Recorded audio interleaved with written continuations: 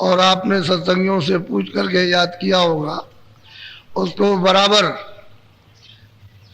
पूरा पूरा समझते रहना चाहिए। जब कभी उल्टा ऊपर नीचे सुमरन करोगे फल नहीं होगा, मिलेगा नहीं, मेहनत आपकी व्यर्थ जाएगी। इसलिए सुमरन को सीधा सीधा जैसे जैसे नामदान के समय बताया उसी तरह से पहली माला तो एक जय गुरुदेव की 108 बार आपको नाम लेना है। अपना मतलब अपनी आंखें बंद करके और मुंह बंद रखना, बाहर कोई आवाज नहीं निकलना, अंदर ही अंदर 108 बार नाम लेना जय गुरुदेव। फिर पांचों नाम पहला दूसरा तीसरा चौथा पांचवा इस तरह से लो, एक माला छोड़ते जाओ 108 बार। फिर हर एक नाम की अलग अलग माला, पहले नाम की एक माला, दूसरे नाम की दूसरी माला, तीसरे नाम की तीसरी, चौथे नाम की चौथी माला और पांचवें नाम की पांचवी। जब ये पूरा हो जाए तो अंत में जब बंद करने लगो तो जय गुरुदेव एक माला। कुल 8 माला होती है। 24 घंटे में एक बार सुमरन हो जाना चाहिए। लेकिन जब सुमरन करो तो विधि विधान के साथ जैसा बताया वैसा ही, ये नहीं कि थोड़ा लेते रहे छोड़ दिया। कोई घर में काम आ गया तो बीच में माला बंद कर दी और चल दिए उठ करके, ऐसा नहीं, सुमरन पूरा कर लो। क्या देर लगती, 10 मिनट तो लगेंगे, तो सुमरन पूरा नहीं होता, खंडित कर देते हो। ऐसे ही जब आदत बन जाती है तो हमेशा खंडित होता रहता है, और फिर उसका जब फल नहीं प्राप्त होता तो आप कहते हो साधन नहीं बनता, भजन नहीं बनता, ध्यान नहीं होता है। तो होगा कैसे? जब आप विधि विधान से नहीं करोगे तो नहीं होगा। इसलिए सुमरन को अच्छी तरह से समझ लेना चाहिए। फिर भजन करने की विधि बराबर समझते रहो कि भाई हम किस तरह से बैठे, लेट के भी कर सकते हैं तो बैठ के कैसे करेंगे, किस तरह से करेंगे, तो वो सब लोग आपको बता देंगे। तो हर तरह की जिसमें सुगमता हो, सुविधा मिले, उसी आसन से बैठ के भजन कर लो। ध्यान के लिए बराबर पूछते रहो, जब तक आपका ध्यान न बने। हम गलती तो नहीं कर रहे ध्यान करने में, कैसे ध्यान करना चाहिए तो वो बताते रहेंगे लोग, जो आसपास में पुराने होंगे बताएंगे, उसी अनुसार से आप करते रहो। फिर जब सत्संग में आओ तो सत्संग में समझ लो, क्योंकि नामदान तो हमेशा होता है, उसमें बैठ करके दोबारा फिर से, यानी फिर अब उसको याद कर लो कि हम गलती तो नहीं कर रहे हैं। तो आप बराबर इसको फेरते रहो, जिधर सत्संग हो नामदान वहां होता है। कहीं भी किसी जगह भी वहां पहुंच गए, उसको अच्छी तरह समझ लिया, फिर उसको मतलब पूछ लिया, ताकि मतलब यह है कि आप ठीक करते हो कि नहीं करते हो। मन मोटा ना होने पाए कि ये समझे कि भाई हम बहुत पुराने सत्संगी, लोग कहेंगे अभी तक तुमने कुछ नहीं किया, तो तुमको सया हरम, इसके पूछने में कोई सया हरम, बार बार पूछते रहो कि हम गलती तो नहीं कर रहे, भूल भरम तो नहीं है, उल्टा सीधा तो नहीं कर रहे, ऊपर का नाम नीचे, नीचे का ऊपर। इस तरह से पूछते रहोगे तो हमेशा सचेत रहोगे, तब आपको हर चीज का फल मिलेगा। तो सुमरन भी बनेगा, ध्यान भी बनेगा, भजन भी बनेगा। उल्टा सीधा करोगे तो गड़बड़ रहेगा। अच्छा, अब आए हो अब सत्संग के लिए, तो आपको बताया कि 7 बजे यहाँ आ जाओ, तो मैं 20 मिनट थोड़ा भजन कराऊं, 20-25 मिनट, फिर बाद में सत्संग, फिर बाद में जो नए लोग आ जाए फिर उसके बाद फिर बैठाऊंगा, क्योंकि ये तो काम जरूरी है। ये काम घर के कामों से बहुत महत्वपूर्ण, दुनिया के काम से सबसे बड़ा काम है, इससे बड़ा दूसरा कोई काम नहीं, और ये जरूरी है। तो उसको तो आपने पीछे कर दिया, जो अपने काम नहीं उसमें लगे पड़े हुए हो, और उससे कुछ मिलने जुलने वाला नहीं है सिवाय परेशानी के, सिवाय तकलीफ के कुछ नहीं। तो अभी 20 मिनट आप लोग भजन पर बैठोगे। भजन पर बैठने का मतलब उसको समझ लो अच्छी तरह से, कि जब आप भजन पर बैठो तो आंख बंद, बाहर से कुछ नहीं देखना, कान बंद हो जाएंगे। कभी कभी ऐसा करते हुए ऐसे करके आंख और खोल के देखने लगे इधर हमारे बगल में कुछ कर रहा कि नहीं कर रहा, तो ये तुम्हारा भ्रम है, वो करे ना करे, वो तो उसके ऊपर जोड़ो, तुम तो करो, तो तुमको खुद ही भ्रम हो गया। फिर कभी कान खोल देते हो, कभी कुछ करते हो, तो अधूरा काम करते हो, संदेहजनक। इसलिए आपको आपका भजन नहीं बनता। ना ध्यान बनता है। तो ये नहीं, लगन के साथ बस ये देखना उस समय पर कि हमारा मन झगड़ा झंझट में, काम में, इसमें उसमें, घर खेती में, वहाँ दुकान में, जानवरों में, कहीं किसी जगह पर भाग करके ना चला जाए, उसी को रोकथाम करनी है थोड़े समय के लिए। जितनी देर भजन में बैठो उतनी देर उसकी रोकथाम करो और कानों के साथ उसको लगाए रहो, ताकि कान यानी काम करने लगे सुनने का। जब मन बुद्धि चित्त जब नहीं लगेगा तो पर्दा तो इन्होंने इकट्ठा किया है, ये पर्दे के साथ रहेंगे तो पर्दा छटेगा, कटेगा, साफ होगा, उतरेगा। और जब ये भाग जाएंगे तो पर्दा जो कहते हैं वैसे ही रहेगा और कान कुछ नहीं कर सकते।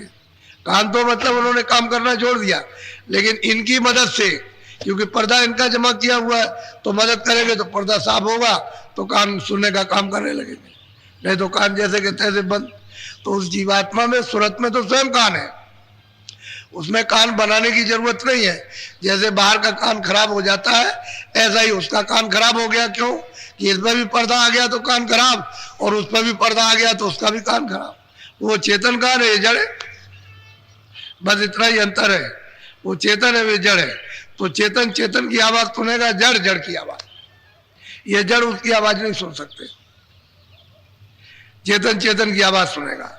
तो उस समय पर निगरानी रखना कि मन बुद्धि चित्त इधर उधर ना भगे। 1 मिनट 2 मिनट आपका लग जाए, उतने में काम बनता है। धीरे धीरे जब लगने लगेगा तो रस आने लगेगा। अब वो रस तो अंदर है ही, वो तो रस का आग हुआ है, तालाब है, नदी है, समुद्र है। लेकिन अब वो बैठे तो दरवाजे पर, तभी तो रस मिलेगा। दरवाजे पर नहीं बैठेगा, भाग जाएगा। तो दरवाजा जब छूट जाएगा तो उधर तो कुछ मिलने वाला नहीं। तो 20 मिनट बैठाऊंगा भजन पर। देखो मेरी तरफ देखो आप, ऐसे बैठ करके ये आसन सबसे अच्छा होता है। जब ऐसा सामूहिक हो तो ये आसन, इस पर हाथ रखे तो ये हाथ हिलेगा डुलेगा नहीं, ये भी हिलेगा, बिल्कुल जकड़ जाता है एकदम से, हिलता डुलता नहीं, बदन भी नहीं हिल सकता। ये ऐसी बैठक है कि बदन भी, घर में बैठो तो दीवार का सहारा ले सकते हो। मान लो किसी की कमर दर्द होती है तो जरा सा दीवार के साथ में ऐसे उठ लगा लिया, ऐसे बैठ गए, बड़े आराम से होता है। ऐसे बैठ जाओ, 2-4 दिन 10 दिन आदत पड़ जाए, बस बैठने की आदत हो गई, बस फिर कुछ नहीं, फिर बैठे रहिए आप, कोई तकलीफ नहीं किसी तरह की। जैसे सब जगह सामूहिक सत्संग में बैठाया जाए तो ये बैठने का आसन सबसे अच्छा है। ऐसे बैठ गए, ऐसे आंख बंद की, कान बंद किए और धीरे से ऊंचा ध्यान देकर सुनने लगे। मन को, बुद्धि चित्त को रोक के रखना कानों के साथ। अच्छा बैठ तो जाओ भजन पर, कपड़ा डाल लो, सब लोग बैठ जाओ, आंख और कान बंद करो, सुनो ऊपर की तरफ, बोलो गुरुदेव जय गुरुदेव जय गुरुदेव जय गुरुदेव नाम किसका, जय गुरुदेव नाम किसका, जय गुरुदेव नाम किसका। गुरु का ध्यान कर प्यारे,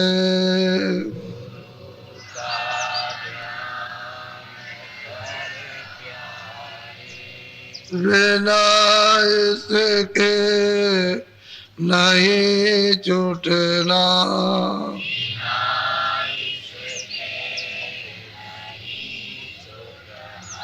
नाम के रंग में रंग जा,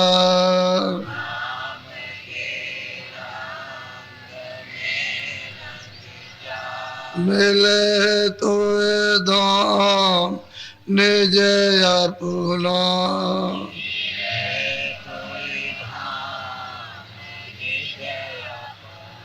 गुरु के शरण दृढ़ कर ले,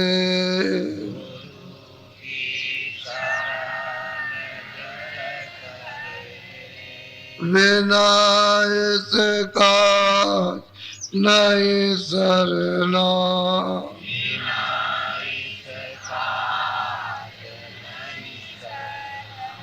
लोभ अरमान क्यों चाहे,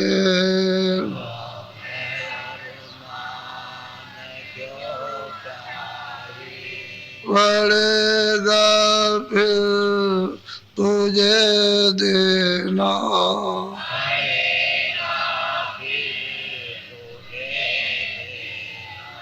करम जो जो करेगा तो,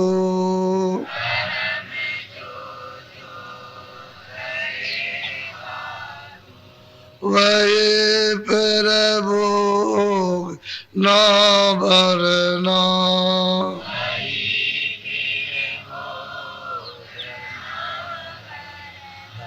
जगत के जाल से ज्यों त्यों,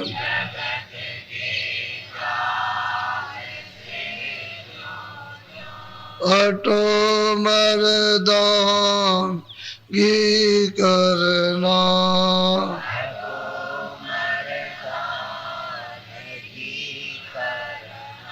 जिन्होंने मार मन डाला,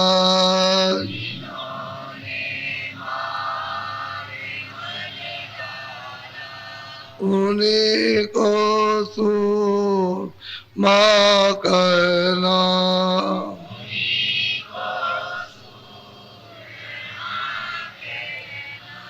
बड़ा वेरी ये मन घटो में,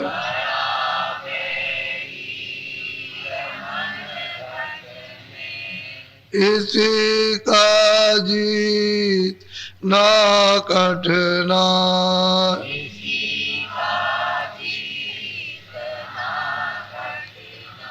पढ़ो तुम्हें इसी के पीछे,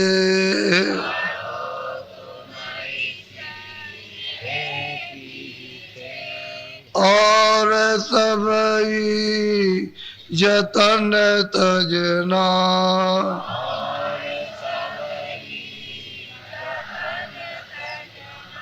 गुरु की प्रीत कर पहले,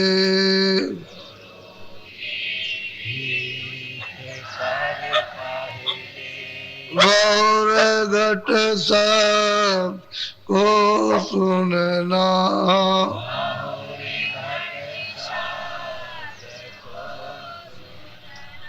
मान दो बात ये मेरी,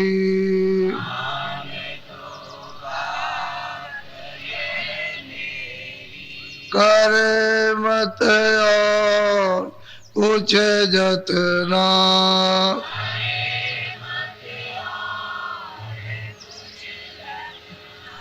और जब जाए मन तुझसे,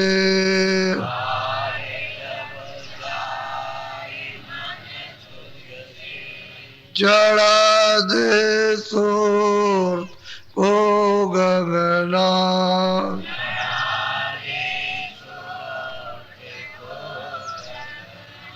और सब काम जग झूठा,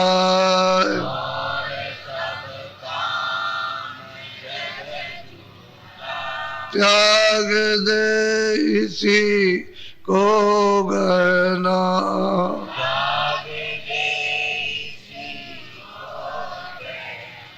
गुरु का ध्यान कर प्यारे,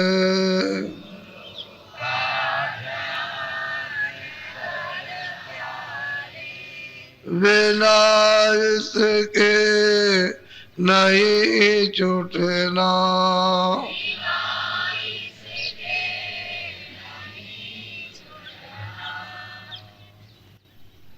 तो बच्चियों ये मन बहुत काल और जुगों से सूरत के साथ लगा दिया गया। जब सूरत सतलुज से आई नीचे उतार करके लाया गया तो सहदल कमल में इन सब को साथ कर दिया, मन को भी, बुद्धि को भी, चित्त को भी और अहंकार को। ये सूरत के साथ लगा दिए गए। फिर ये नीचे उतर करके आए अंडलोक में, वहाँ भी इसके साथ और बखेड़े लगा दिए गए। 10 इंद्रियां, रजोगुण, तमोगुण, सतोगुण, ये और उनके साथ कर दिए। जब यहाँ आ गए तो ये 5 तत्वों का खोल, जल, पृथ्वी, अग्नि, वायु, आकाश का बना हुआ ये मसाले का ढांचा इसको लगा दिया। अब इतने दूर दराज जा करके और इसके जाल में फंस गए। मन जो हो गया इंद्रियों का रसिया हो गया। किसी ने रोकथाम पर की नहीं। कोई रोकते होते, इनको मना करते होते तो कभी कभी रुकता। तो ये मन हमेशा आजाद रहा, जो चाह सो किया। अब इसको वापस जाने में मरना है तो कहता है मैं मरूंगा नहीं, अब मुझसे वापस नहीं जाया जाता। मैं कैसे जाऊं, इनको कैसे छोड़ूं? मेरी आदत पड़ी हुई है इन बाहर के विषय विकारों में, भोगों में, तो ये छोड़ता नहीं है।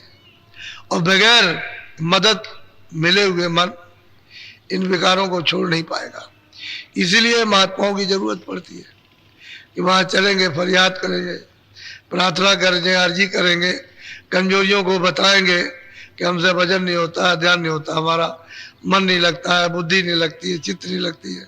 तो वो समर्थ है, उनकी दया दृष्टि हो जाएगी तो मन को रोकेंगे, बुद्धि को थोड़ा जगा देंगे, चित्त को रोकेंगे और लगाएंगे थोड़ा सा। तो मदद मांगने के लिए तो चाहिए किसी का सहारा। और बिना सहारे के कुछ करोगे तो कुछ पता नहीं चलता। तो रामायण पढ़ते रहो, गीता पढ़ते रहो, भागवत करते रहो, पूजा करते रहो, एक पैर से खड़े रहो, व्रत करते रहो, बिना आधार के जब करते रहोगे तो मदद नहीं मिलेगी। जब चाहेगा जब ही छलांग मार जाएगा और भाग जाएगा। तो असल में मन कितने युगों से यहाँ आया हुआ और बड़े बड़े इसके लिए साधन किए गए, लेकिन रुका नहीं। ऋषियों का भाग गया, मुनियों का भाग गया, तपस्वियों का भाग गया, ज्ञानियों का भाग गया और लग गया विकारों में। ये तो बिना महापुरुषों के ये बस में नहीं आता। और जब वो भेद देते हैं तो नाम की चोट पड़े, शब्द की जब चोट पड़ती है तो चुप हो जाता, क्योंकि शब्द की चोट को बर्दाश्त नहीं कर सकता तो चुप हो जाता है। फिर उसमें चोट भी पड़ती है, रस भी आता है। जब चोट पड़ेगी और रस आएगा तो उसे मीठा लगता है तो ताकतवर हो जाता है, तब ये भोगों को छोड़ता है। बिना नाम की, शब्द की कमाई के मन बस में कभी आ ही नहीं सकता, क्योंकि और साधन तो सब छुट्टा है। यही बस में करने का साधन है, क्योंकि इसका आधार है। नाम का आधार, शब्द का आधार, आवाज का, बाजों का आधार। जब आधार से जब चलेंगे तब तो बस में हो जाएगा और उसमें मिठास है, ठंडक है, आनंद है। और बिना आधार के बगेंगे तो कितना करते रहो, जब चाहेंगे जब ही निकल जाएगा। इसलिए लोगों का मन नहीं रुकता। तो मन बड़ा फोरेबी है, जाली, धोखेबाज, बेईमान, वादा खिलाफी करेगा, भाग जाएगा, लगेगा नहीं, सब काम करेगा। तो ये फरियाद करते रहते हैं गुरु के पास जा करके कि अब नहीं लगता है, ये भागता है, बड़ा परेशान किए हुए, ये को दया कर दीजिए, कुछ कृपा कर दीजिए। तो फिर धीरे धीरे धीरे धीरे वो सत्संग का मोया बचनों का लगा करके इसको जब सुनाते हैं तो फिर धीरे से मतलब महीन होता है। ये मोटापन इसका जाएगा तो मन महीन कर लीजिए। कहते हैं इसको महीन को शब्द सुना सुना कर इसको महीन कर लो, तब शब्द में लगेगा, क्योंकि शब्द उससे भी ज्यादा महीन है, उससे भी ज्यादा बारीक है। तो वैसे शब्द की चोट सहन नहीं कर सकता और उसके मतलब ये कि सुन नहीं सकता। तो मन को थोड़ा बहुत बाहर से महीन किया जाता है, इसको घिसा जाता है, जैसे चटनी बनाई जाती है ऐसे ही। जब ये गिर जाता है तो फिर लग जाता है, तो समय लगता है उसमें। कृपा हो जाए गुरु की तब तो देर नहीं लगे, लेकिन धीरे धीरे वो जबरदस्ती नहीं करते, नहीं मन को मार पीट करके सब करके मतलब शक्ति करके उसको ठीक कर दे, लेकिन वो फिर दयाल अंग नहीं रहता, उसमें काल अंग रहता है। और काल अंग में रहकर दयाल में नहीं जा सकते वहां। तो इसलिए महापुरुषों के पास दयाली अंग रहते हैं, दया ही करते रहते हैं। धीरे धीरे धीरे धीरे धीरे धीरे दया कर देते, कृपा हो जाती है, तभी लगने लगता। नहीं आपको क्या मालूम था भजन किसको कहते? वहां प्रयागराज में जब लोग बैठ के करने लगे तो कहने लगे कि भाई हमने तो ऐसा कभी देखा नहीं था कि ऐसे भजन किया जाता है। तो गाना गुना गाना ये कोई भजन है? भजन तो एकांत में होता। भजन कहते हैं देववाणी सुनना, आकाशवाणी सुनना, ध्यान करना, आँख खोलना तो देखना उसको, उसको तो एकांती में किया जाता। पहले लोग एकांती में करते थे, अब ये चलते चलते ये सब मैदान में आ गए। शोर सपाटे में एक दूसरे की कोई बात सुन सकता, कोई किसी की नहीं सुनता। भजन और ध्यान तो एकांती में होता, हमेशा होता है, हमेशा होता रहेगा, उस शोरगुल में कभी नहीं हो सकता। और जब एकांत में इसकी कमाई कर लो तो शोरगुल फिर कुछ नहीं करता, फिर कहीं भी रहो, लेकिन उसे एकांत चाहिए चाहिए।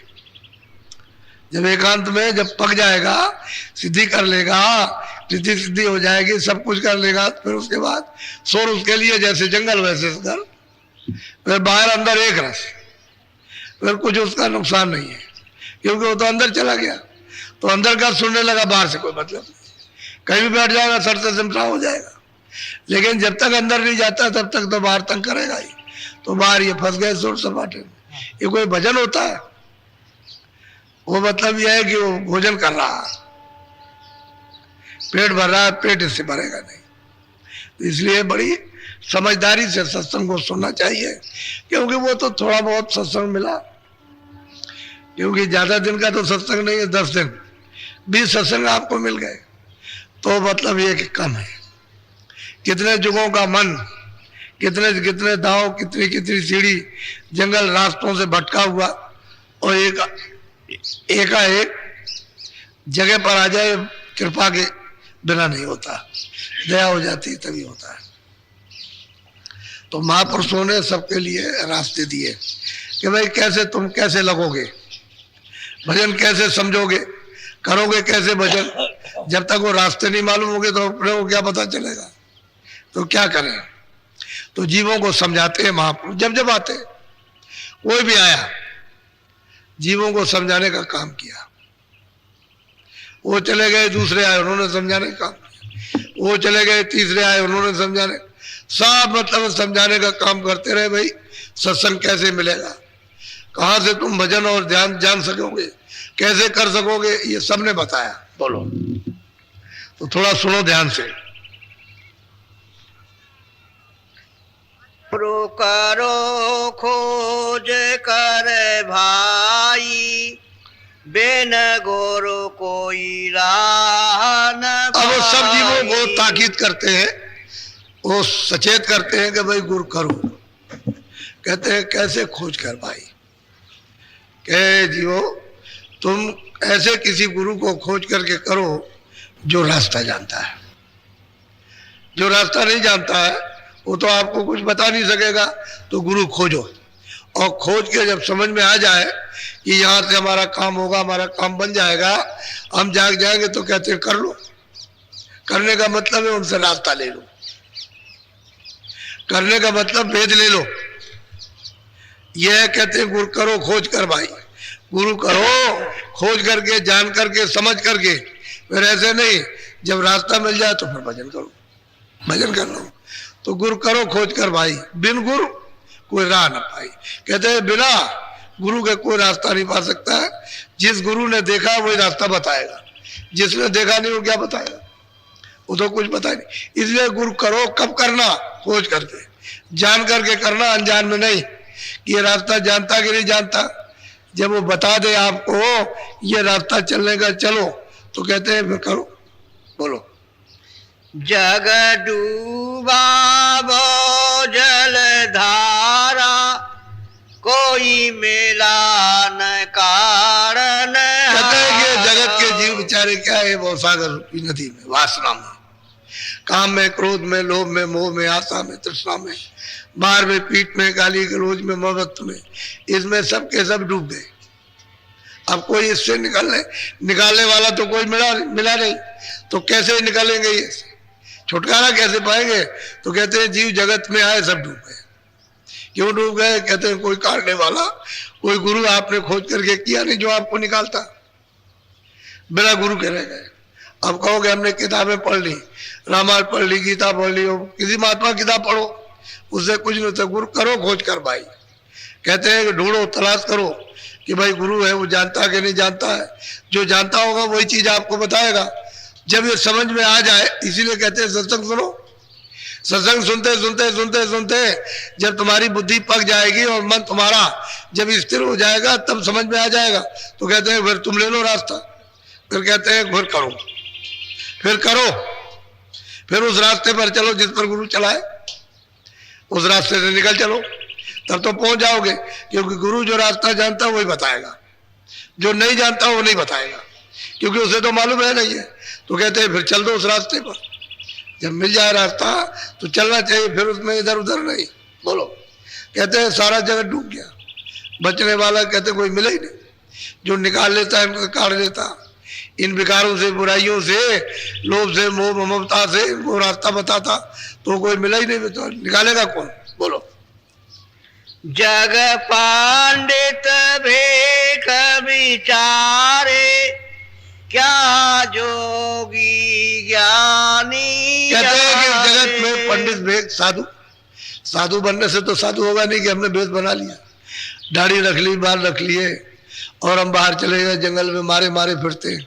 उनका खुद तो मन बस में नहीं है, खुद रास्ता जानते नहीं, दूसरों को क्या बताएंगे, अपना तो काम किया नहीं और वो क्या क्या। तो कहते हैं क्या पंडित, क्या भेष विचारे, क्या जोगी क्या नहीं हारे, वो भी योग करते करते हार गए, उनको भी कुछ नहीं मिला, वो भी वैसे ही रह गए। ये भी हार गए, वो भी कभी ये करो कभी वो करो, कभी पूजा करो कभी पाठ करो, कभी इसको करो, कभी उसी में लग गए। तो इसमें क्या मिलेगा? अरे रास्ता तो मनुष्य रूपी मंदिर में है, जीवात्मा तो चेतन बैठी है मंदिर में, तो उस मंदिर में रास्ता मिला नहीं तो वापस कैसे जाओगे? वो तो आने का रास्ता तो एक है, जब दरवाजे में बैठ गए तो भटक गए। अब वो दरवाजा बंद हो गया, ये बाहर इंद्रियों का खुला हुआ, तो इधर में भटक गए, जगत में, इस संसार में, मोह ममता में, इसमें विषय वासनाओं में, इसमें लग गए, तो वापस जाने का रास्ता नहीं। इसलिए गुरु करो खोज कर, जो उल्टा जाने आने वाला हो, जो वापस लौट करके पहुंच गया हो अपने घर में, ऐसे गुरु को कहते हैं खोज कर, तलाश करके करो, जब रास्ता दे दे तो फिर चलो उसी रास्ते पर वापस हो जाओ। बोलो। संतन से प्रीत न धारी, क्यों उतरे भव। कहते हैं कि जब जब वो महापुरुष आए, जब जब संत आए तो कहते हैं उनसे तो उन्होंने प्रेम किया नहीं, उनका सत्संग सुना नहीं, उनसे रास्ता लिया नहीं। तो ये बताओ कैसे पार जाएंगे, इस भौजल से कैसे तरेंगे, कैसे किराए लगेंगे, जलम मरण कैसे छूटेगा? फिर मतलब 84 चले गए 4 खानों में, नरकों में, तो फिर लौट करके उधार आते। बहुत लंबा चौड़ा बियाबान जंगल है, जो चला गया लौट के आएगा? कब फेरा लगेगा आके? कितने युग बीत जाएंगे जंगलों में, जीव जंतु का आदि की योनियों में भोगते रहो, पड़े रहो, उसमें रोते चिल्लाते रहो, मौका नहीं मिलेगा। क्योंकि कर्म ही ऐसे नहीं किए जिसकी वजह से आपको जल्दी मौका मिल जाए। अब उन योनियों का कर्म किया, उसमें भोग रहे हो, तो अब कितने युग बीतेंगे, उसका कोई अंत नहीं है। तो कहते हैं भाई संतों से तो प्रेम किया नहीं, उनके पास तो गए नहीं, इसमें लग गए, ये कर लो वो कर लो वो करो, ये करो, इसी लोभ लालच में, ममता में, और अपने अपने स्वार्थ में फंसे रह गए। तो अपने जीव के कल्याण की तो फिक्र हुई नहीं उनको, बस ये है कि पेट भरो। पेट तो जानवर भी भरते हैं, आदमी तो है, तो आदमी है, उसको तो बुद्धि मिली है, तो वो सोचता है पेट भरो पेट भरो। पेट तो जानवर भी भर लेते हैं, उनके पास नहीं बुद्धि है, लेकिन दिन में अपना कहीं घास घूस चले जाएंगे, पेट भर लेंगे। पेट भरने की बात तो सभी की, लेकिन मनुष्य होकर के पेट भरने की बात नहीं सोचना चाहिए। उसको ये सोचना चाहिए कि जो मेरे भाग में है वो मुझे मिलेगा, आप कुछ आगे के लिए कर ले। तो आगे के लिए कुछ करते नहीं है, और संतों से प्रेम करते नहीं, सत्संग नहीं करते, उनके पास आते जाते नहीं है, तो भटका तो खाएंगे। अब उनके साथ लग जाओ तो क्या गिरोगे नहीं? उनके साथ लगोगे, भौजाल में पड़ोगे, वापस लौट जाओगे। आए हो दरवाजे में बैठ गए, और दरवाजा आप ढूंढ नहीं रहे हो, जा नहीं रहे दरवाजे से निकल करके, और वापस लौट गए।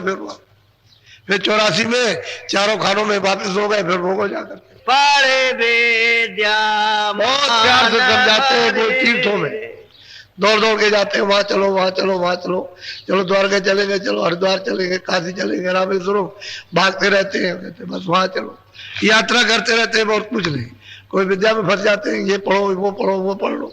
इसी पढ़ने लिखने में कमाई कोई नहीं करता। जिसको आत्मज्ञान हो, जिसको ईश्वरी ज्ञान मिले, जो यहाँ से छुटकारा पाए, कुछ नहीं, इधर भाग करके उधर गए, तब तक बुढ़ापा आ गया, बस खत्म हो गया। क्या देर लगती है, समय जाते क्या देर लगती है। बस निकल गए। अब इसमें तो फंस गया करके, इसमें मिला कुछ नहीं, वो भटक गए। अब जो करनी की उसका तो फल मिलेगा, तो करनी तो वो की है जो खानों में जाने की, तो छुटकारा कैसे हो जाएगा, जीव निवृत्त कैसे होगा। बोझा लाते रहे और कहोगे नहीं हम तो छुटकारा पा जाएंगे, कैसे हो, तुम्हारे मन की बात तो है नहीं भाई। जो बोझा लदा है वो तो आपको झेलना ही पड़ेगा, उतारा तो आपने नहीं और लादते ही चले गए।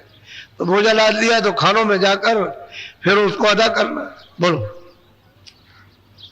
भक्ति रस ने कन पाया, भक्तों की शरण कहते हैं कि भक्ति रस तो वहां मिलने जुलने वाला है नहीं, क्योंकि भक्ति रस तो वहां मिलेगा जहां संत होंगे,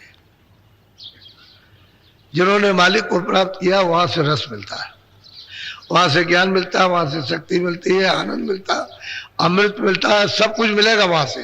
तो कहते हैं कि भाई भक्तों की शरण में तो आया नहीं, ना उनका सत्संग किया, ना उनके वचन सुने, जो उन्होंने बताया वो भी उसने नहीं किया, तो फिर कैसे मिल जाएगा उसको। क्योंकि ये तो देश जो है, सही बात तो यह है कि बिना महात्माओं के इस जीव का छुटकारा हो ही नहीं सकता। इसलिए तो उन्होंने कहा कि भाई कोई कोई महात्मा को ढूंढते हैं, किसी किसी को मिलते हैं, कोई कोई करता है और कोई कोई घर वापस लौटता है, नहीं सब भटका खा रहे सब। बोलो। भक्ति का भेदन जाना, गुरु को सतपुरुष न माना। अब कहते हैं कि भक्ति भक्ति कहते किसको है, उसको तो पता नहीं। जो कृष्ण ने आदेश दिया या राम ने जो आदेश दिया और उसको बजा लिया, उसका नाम तो भक्ति है। तो भक्ति तो जिनको देखा नहीं कैसे भक्ति होगी। राम को देखा नहीं, कृष्ण को देखा नहीं, किसी महात्मा को देखा नहीं, भक्ति किसी करोगे आप, किसका पालन करोगे जिसको देखा ही नहीं आप। और कहते हैं महात्माओं के पास गया नहीं, जो ये समझता है कि भक्ति क्या है, आदेश क्या है, साधन क्या है, भजन क्या है, ध्यान क्या है, तो कहते हैं वहां भी नहीं गया, तो क्या मिलेगा उसको, कैसे समझ में उसकी आएगा।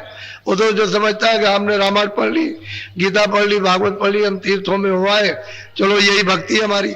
अब इसको भक्ति कोई अगर कह दिया जाए कि खराब काम क्यों करते हो, तो कहेगा हम नहीं मानते इसको। तो भक्ति किस बात की है, किसकी भक्ति कर रहे हो। अरे भक्ति तो उसी को कहते हैं जिसके आदेश का पालन हो। आदेश का पालन नहीं तो भक्ति किस बात की। पति तो उसी को कहते हैं पत्नी की बात माने, पत्नी उसको कहते हैं जो पति की बात माने। अब भाई शिष्य तो वही, मुरीद तो वही है जो मुर्शिद की बात को माने, गुरु की बात को मान ले। नहीं भक्ति किस बात की। तो कहते हैं भक्तों की शरण में तो गया नहीं, ना भक्ति का भेद सुना, और कहते हैं भक्ति भक्ति भक्ति भक्ति भक्ति। कोई रामायण गीता पढ़ने का नाम भक्ति नहीं है, उसमें जो लिखा है उसका पालन करो, तो वो तो एक भी नहीं कोई करता। बोलो। गुरु सबको पार लगावे, जो जो उन चरण कहते हैं कि जब वो वहां से आते हैं सतलोक से, सतपुरुष, वो तो आता नहीं, वो तो मालिक तो वही रहेगा, वो तो न कभी आया न कभी आएगा। तो जो उस बोध में जो सूरत आती है वही संत कहलाती है। कहते हैं उनको तो जाने ही नहीं उसको कि ये कहाँ के रहने वाले हैं, कहाँ से आए, क्या करेंगे, और जब तक कि वो मिलेंगे नहीं तब तक इसका छुटकारा हो नहीं सकता। ये उससे अलग हो गया, उस धारी से अलग हो गया, उस नाम से अलग हो गया, तो उसके साथ जुड़ेगा कैसे जब तक वो जोड़ने वाले ना मिले। वो तो एक धार फेंक रही है, उसको अपने से अलग कर दिया। अब दूसरी धार अगर मिल जाए जोड़ने वाली, तो दोनों का तार तो एक साथ ही है, लेकिन अब कोई भेद जानने वाला मिले तो इसको जुड़ा के उससे जोड़ दे, तब तो वापस हो जाएगा। अब एक फेंक रही, उस धार पर बैठा हुआ, वो बराबर फेंकती चली जा रही, और ले जाकर के उसने खानों तक पहुंचा दिया। अब वापस जाने की धार उसके पास है नहीं। तो बिना भेद के, बिना महापुरुषों के जीव कैसे उतरेगा, वापस कैसे लौट करके घर में जाएगा। ये तो परदेश है, पूरा का पूरा परदेश है। स्वर्ग भी परदेश है, ब्रह्मांड भी परदेश है, ये भी परदेश है, सब परदेश है। थोड़े थोड़े दिन का है कि तुम इतने दिन यहाँ रहो, इतने दिन यहाँ रहो, इतने दिन बाहर रहो, फिर उसके बाद चलो वापस लौटो। तो जहां का वही लौटा के ले आएगा, बस यही ले आएगा चार खानों में, बस इसी जगह डालेगा आकर के। वापस ले नहीं जा सकता। बिना महापुरुषों के कोई वापस नहीं ले जा सकता। बोलो। गुरु से तू बेमुख फिरता, मन के नित सन। कहते हैं मन से तू भोग बांटना इत्यादि में फंसा हुआ और गुरु से बेमुख है। गुरु कहता है कि भाई तुम चलो वापस घर में लौटो, चलो बैठो अपने घाट पर बैठ करके भजन करो, सूरत को शब्द के साथ जोड़ के चलो ले चलो। तुम घाट पर बैठ तो जाओ तो हम खिंचाई करें। अब ऐसे कि इंद्रियों के घाट पर अगर खींच ले तो अभी कल ही घबरा जाता है। अब किसी की जरा सी खिंचाई होते डर गया कि लगा हमसे अब नहीं हो सकता, मुझे डर लगता है। इसमें कितनी औरतें और कितने आदमी चिल्ला पड़ते हैं, कहते हमसे नहीं हो सकता, हम तो मर जाएंगे, अब नहीं हमसे होता है। तो असल में घाट पर जब इंद्रियों के बैठा रहेगा तो भय तो लगेगा ही। तो कहते हैं सूरत के घाट पर आओ, दोनों आंखों के सामने आओ, यहाँ बैठक बना लो तो गुरु यहाँ फिर खिंचाई शुरू करे, तो घाट बदलेगा नहीं। इंद्रियों के भोग विकारों में फंसा रहेगा और जब विकारों से खींचेगा तो कहेगा हमारा ये सब जा रहा, अब तो हम चले जाएंगे यहाँ से, सब कुछ छीन गया, रोएगा चिल्लाएगा, फिर लौट के उसी में फंसता। तो मन के सन्मुख रहता है, जो गुरु आदेश देते हैं उसका पालन नहीं करता, उसको नहीं समझता है कि गुरु किस काम के लिए आते हैं। इसलिए सूरत को पारी उतारने का काम है उसका, लेकिन वो तरतीब से उतारेंगे। एक दफे तो उन्होंने दे दिया, जब दूसरे को दे दिया तो अब लेने का तरीका भी तो होना चाहिए। कोई वस्तु आपको दे दी जाए, एक लड़की है आपको दे दी, एक लड़का आपको दे दिया, लेकिन अब यह है कि वहां पर बड़ी परेशानी है, तो कैसे वापस लिया जाएगा? तो ऐसे नहीं, कोई तरीका तो होगा वापस लेने। तो इस सुरतों को, इन जीवात्माओं को जब काल मांग करके ले आया, तपस्या करके प्रसन्न करके खुशी में ले आया और खुशी में दे दिया, तो वापस अब कैसे जाए, उसका तरीका? तो कहते हैं कि गुरु से प्रेम कह रहे करो तो तुमको वो ले चले, तो प्रेम उनसे करते नहीं है, उनके पास उठते बैठते नहीं है, उनको ये नहीं समझते हैं कि हमको लेने के लिए आए, और वो समझते हैं मनुष्य आदमी है। आदमी की तो शकल में आएंगे, अगर देवता की शकल में आया था रात को भाग जाओ, नींद उड़ जाएगी, ये भूत आ गया था, भूत आ गया था।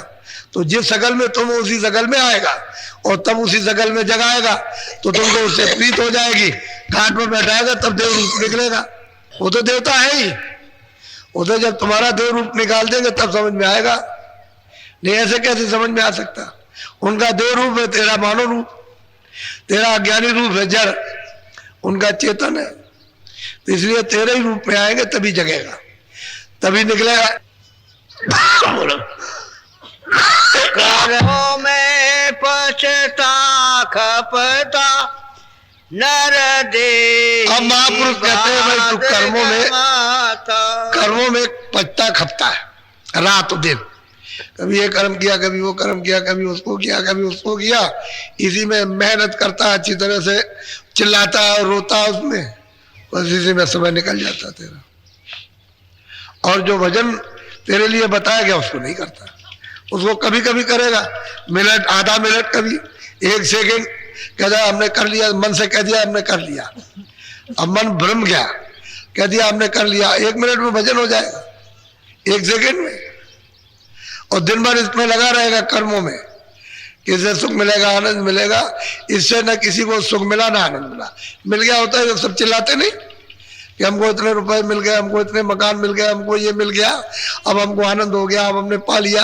वो हो रो रहे, तुमसे ज्यादा रो रहे, तो ज्यादा फंसोगे तो ज्यादा रोगे, कम फंसोगे कम रोगे।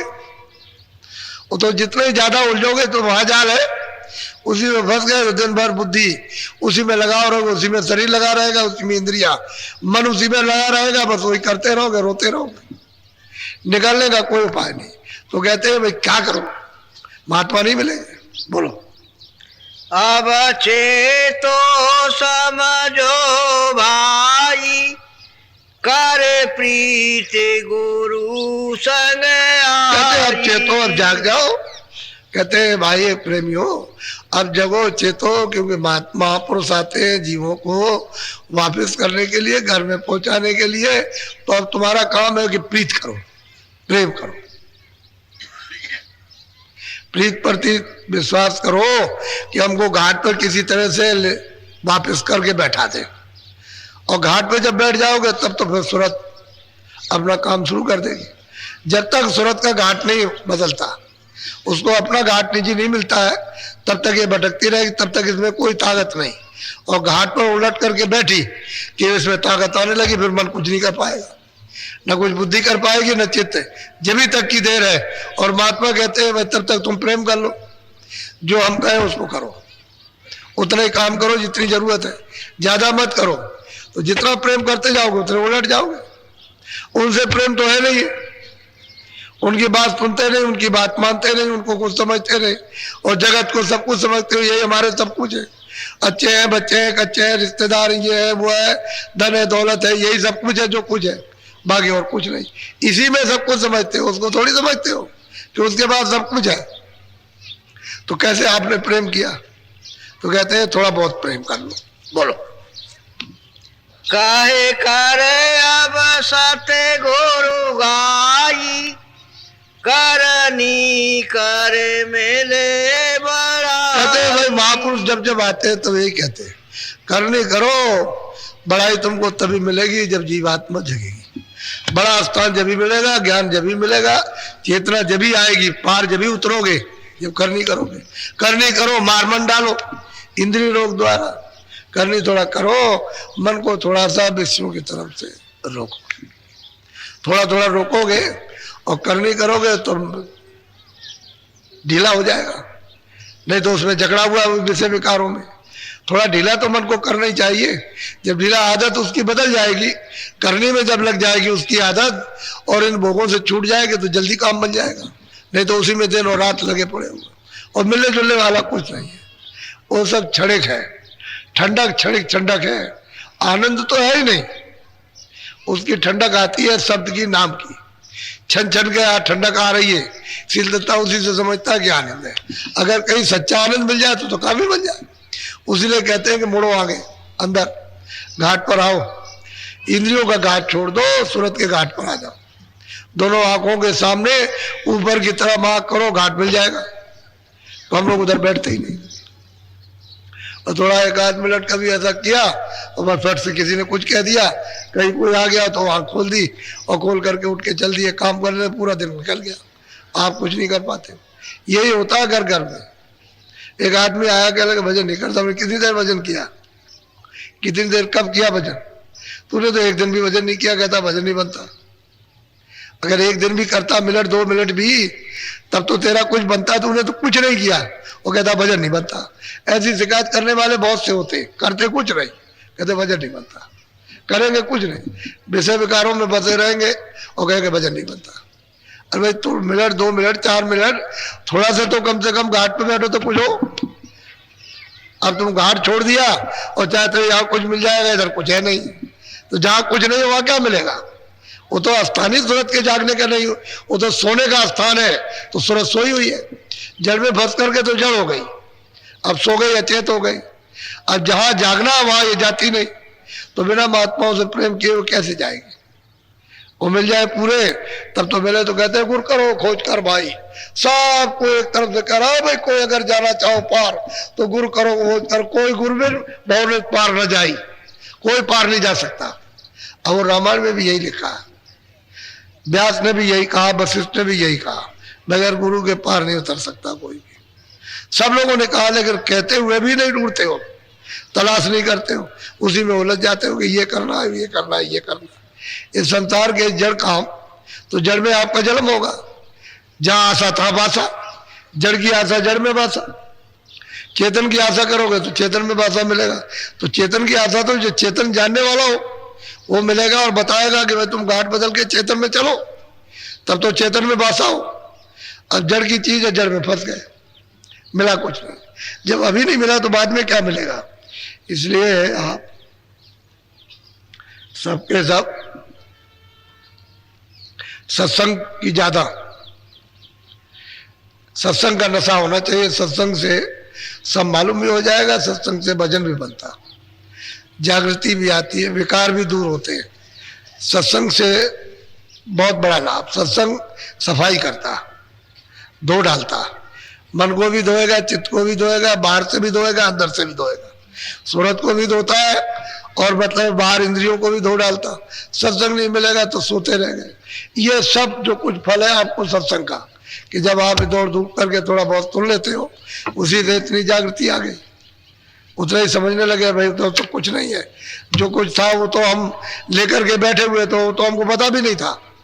घर ही के घर में रहे और चलते रहे बराबर, और रोज गबन करते रहे कि हम 12 कोस चले, रहा कोलू का कोलू में, और कहकार करता है कि 12 कोस रहा घर का घर ही में, बाहर तो गया नहीं, तो वही मन है इसी में लगा रहता है, ये किया वो किया और कहा हमने तो आज कर लिया था और किया कुछ नहीं। अरे पता तो महापुरुषों के पास जाकर के मालूम होगा कि तुम करते हो कि नहीं करते हो, किया कि नहीं किया। ऐसे बगैर जानकार के कैसे पता चलेगा। अब सभी अंधे मिल जाए तो सूरज का पता कौन बताएगा, सबकी आंखें बंद हो जाए, ये कौन कहेगा ये सूरज निकला। एक आध तो होना चाहिए जिसकी आंख ठीक हो और सूरज को देखता वही तो बताएगा, कहेगा नहीं सूरज है देखो रोशनी हो गई और ये निकला, सब अंधे रहे। तो महापुरुष आते हैं सूरज के समान, वो उस मालिक को देखते कहते हैं चलो भाई चलो ये सब अंधे हैं, चलो तुमको आंख दे, तो आंख बना करके दे देते हैं। तो फिर वो देखने लगते हैं, कहते हैं कि नहीं वो तो सूरज है, वो तो मालिक है, उसका रास्ता है, उसका मतलब ये है कि घर है, देश है, उसका आनंद है, तो चल पड़ते। अब वो प्रेमी पीछे से जो प्राप्त करते हैं वही तो गाते हैं कि हमको महात्माओं ने दिया, उन्होंने दिया, उन्होंने दिया, उन्होंने दिया हमको, उन्होंने दिया, फिर वो कहेंगे हमको उन्होंने दिया, उन्होंने दिया, ऐसे। और जब सब सो जाएंगे तो फिर कौन जगाएगा, कोई जगाने वाला तो चाहिए कि तुम सो रहे हो इस मोहनिशा अज्ञान रात्रि में, तुम्हारा जीवन खराब हो रहा है, फिर तुमको मिलेगा नहीं, अब तुम जाग जाओ, तो सूरत को जगाओ घाट पर जो सो रही है। तो कहते हैं कुर करो खोज कर भाई, सबको ताकीद करते हैं, सबको संदेश देते हैं कि अगर मालिक से मिलना, भवसागर नदी से पार उतरना, तो गुरु करो खोज कर भाई, बिन गुरु कोई राह न पाई, किसी को रास्ता नहीं मिल सकता, सब डूब जाएगा। इसलिए आप आज दूसरा दिन है,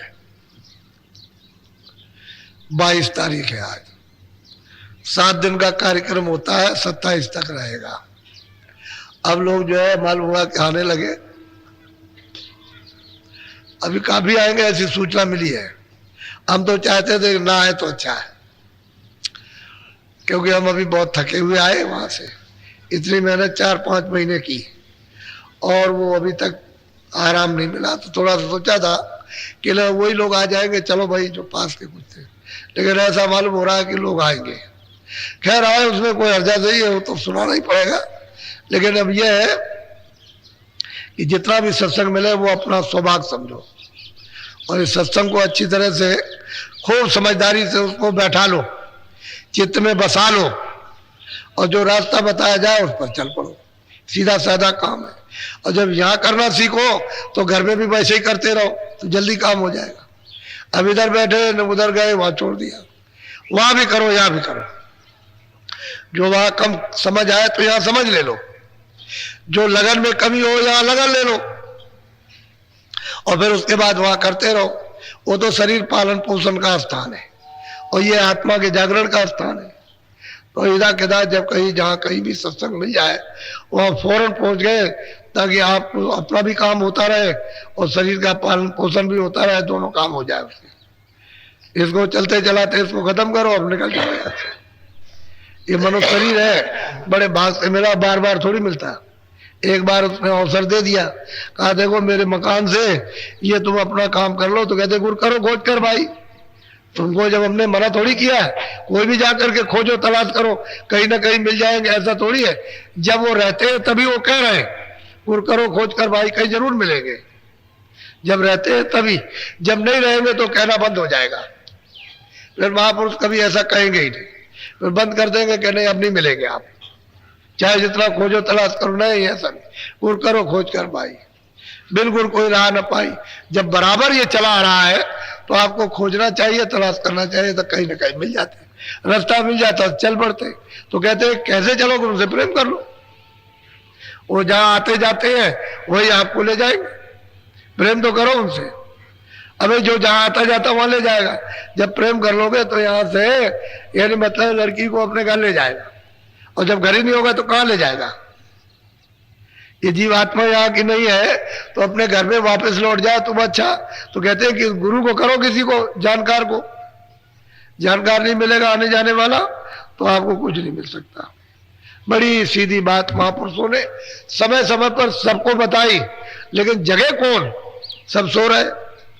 जब इस भट्टी अंधकार में सब सो रहे अचेत होकर और दुनिया में खोज रहे हैं कुछ मिल जाए, तो यहाँ मिलेगा क्या? यहाँ है क्या? कुछ नहीं है यहाँ सिवाय रोना धोना और कुछ नहीं हो। चलो यहाँ निकलो, चलो बस ये समय पूरा हुआ, चलो निकलो। वो तुम्हारे सामने तुमको निकालता जाता, लड़के को, लड़की को, इसको, माँ को, पिता को, पति को, पत्नी को, सबको निकाल देता। एक दूसरे चिल्लाते रहते, कुछ नहीं सुनता। अरे यार कोई सुनवाई है? या तेरा कुछ हो तब तो सुनवाई हो, तेरा कुछ है ही नहीं है। वो तो कहता सब मेरा दिया हुआ है, तो तुम इस तरह से काम में लो। तो काम लेना आपने बंद कर दिया और फंस गए उसमें। बस जब फंस गए तो झगड़ा झंझट होने लगा, बस उसी में रो रहे हो। और किसी का कुछ नहीं, जिसकी चीज है उसको वापस कर दो। कहते तो भाई जो आपकी चीज अपनी ले लीजिए, आपने दी थी और वापस लीजिए, अब हमको इसकी जरूरत नहीं है। वो बिना महात्माओं के वापस कर नहीं सकते हो, तो कोई तो मिलना चाहिए, कोई ना कोई। सबको आवाज देते, बिन गुरु गोविंद करा न कोई भी नहीं पार जा सकता है। लेकिन कौन होना चाहिए? कि जो उसको प्राप्त कर चुका। बोलो जय गुरुदेव। कुछ लोग पीछे आ गए तो 20 मिनट भजन कराऊंगा फिर। आप लोग सब के सब अब 2 अलग अलग कर दूंगा भाग। पहले तो ध्यान कराऊंगा जब आओगे और बाद में भजन कराऊंगा। तो पहले जब आए तो बैठ गए ऐसे, हिला डुल्ला बंद, ऐसे बैठ गए इस तरह से, और आंख बंद की, मुंह बंद रखा, और ये आंखें दोनों आपकी ये बंद हो जाएगी। ये बीचों बीच में तीसरी आंख है, अंदर की आंख से सामने सीधा देखने का काम करना। जैसे किसी की आंख खराब हो जाए और उसको बनवाई जाए तो वो ऐसे करके देखता है, कुछ नहीं दिखाई देता। तो वो क्या कहते हैं, जैसे हरा कोई कपड़ा वगैरह पट्टी लगाए रहना, सूरज की रोशनी ना पड़े, नहीं तो रोशनी फिर काम नहीं करेगी। तो हरा कपड़ा लगाए रहता है उसको, और मतलब ऐसा देखता रहता है। धीरे धीरे धीरे धीरे कुछ दिनों के बाद रोशनी आने लगती है तो दिखाई देने लगता। ऐसे ही अंदर में है, अंदर में भी ऐसे ही बिल्कुल अंधकार है, एकदम पर्दा पड़ा हुआ धुंधुकार। तो जब आप दृष्टि को एक जगह रोकोगे, एकाग्र करोगे और धीरे धीरे एक जगह जमाओगे, तो धीरे धीरे धीरे धीरे धीरे धीरे धीरे धीरे पर्दा साफ होगा। तो कहीं ना कहीं से रोशनी आने लगेगी, प्रकाश आने लगेगा। वही तुम्हारी अंदर की तीसरी आंख दिमाग ज्ञान चक्षु खुल जाता है, वही खुलता है, उसी से दिखाई देता। उसमें तो स्वयं आंख है, उसमें एक आंख है, शरीर में 2 आंखें, बस इतनी बात है। तो अब कल से पहले जब आओगे तो ध्यान कराऊंगा, बाद में भजन कराऊंगा। आज तो आपको भजनी पे बैठाऊंगा 20 मिनट। बस होशियार सचेत इस बात की हमेशा रहो कि जब आप भजन करो, काम के वक्त में तो अपना मन दौड़ाओ, जो ये काम करते हो जो भी उसमें दौड़ाए, लेकिन भजन के वक्त में यहाँ चारों तरफ से मन को, बुद्धि को, चित्त को हटाकर या जीवात्मा के कान के साथ इसको लगा करके और ऊपर की तरफ ऊंचा ध्यान दे करके, जिस तरह से आंख से दृष्टि को एकाग्र करोगे, ऐसे ही कानों से बराबर लगातार जैसे एक टक ध्यान दे करके सुनते हो, वैसे ही सुनना। तभी आवाज आपको सुनाई देगी, आने लगेगी आवाज। जब आवाज सुनाई देने लगे तो उसको गौर से सुनो, धीरे से। मन बुद्धि चित्त को कानों के साथ लगाए रहो तो कान धीरे से काम करने लगेंगे सुनने के लिए, फिर वो सुनने लगेंगे। और मन बुद्धि चित्त जब ये भाग जाएंगे तो पर्दा है, सामने पड़ा हुआ पर्दा हटेगा नहीं, वो लेकर के भाग जाएंगे। पर्दा तो इनकी वजह से सामने, तो मन बुद्धि चित्त रहेगा, जिन्होंने पर्दा इकट्ठा किया वो साथ रहेगा तो कटेगा, साफ होगा। तो धीरे से कान लगेंगे, सुनाई देगा। ऊपर से जो आवाज आ रही शब्द आ रहा वही नाम है। कोई भी आवाज पहले हो, नाम तो सभी है, शब्द सभी है जो ऊपर से आवाज आ रही है, लेकिन फिर आपको छांटना पड़ेगा। जब बहुत तरह की आवाजें आएंगी फिर छांटना है कि भाई हमको ऊपर वाली आवाज कौन सी जो ऊपर ले जाएगी, नीचे वाली आवाज तो आपको मालूम होगी कि नीचे वाली वो तो नीचे फेंकेगी, ऊपर नहीं चढ़ाएगी। लेकिन जब ऊपर की आवाज को जब छांटोगे तो ऊपर खींचेगी, उसमें छटनी करनी पड़ेगी। पहले तो आवाजें सब प्रकट हो जाने दो, जिस तरह की भी जो आवाज आए तरह तरह की उसको आने दो, और फिर ये जो नामदान के वक्त बताई जाती है उसको छांटना है। जब वो छांटोगे तो खिंचाव होगा, तो ऊपर का खिंचाव होगा वापस जाने का। एक तरफ तो फेंकने का है, वो फेंक रही है इधर को, वो उधर नहीं ले जाएगी, उधर फेंकती रहेगी बराबर, ऐसे ढकेलती रहती है उसी सूरत को। और वो आवाज जब पकड़ोगे तो खींचेगी, उस आवाज पर तभी पार जाओगे। जब खिंचाव वाली आवाज पर बैठोगे, वो जहाज है, नौका है, तब वो पार उतारेगी, वापस ले जाएगी। तो दो तरह की आवाज है, एक नीचे वो माया की धार है जो नीचे फेंक रही है, और एक वापस ले जाने की दयाल की धार। दोनों तुम्हारे पास ही है, इसलिए कहते हैं कि घाट पर आओगे तो पता चलेगा, वैसे नहीं। तो अच्छी तरह से मन बुद्धि चित्त को कानों के साथ लगाकर ऊंचा ध्यान देके सुनना। चलो अच्छा बैठ जाओ, आंख और कान बंद करो, बैठ जाओ, कमरा डालो।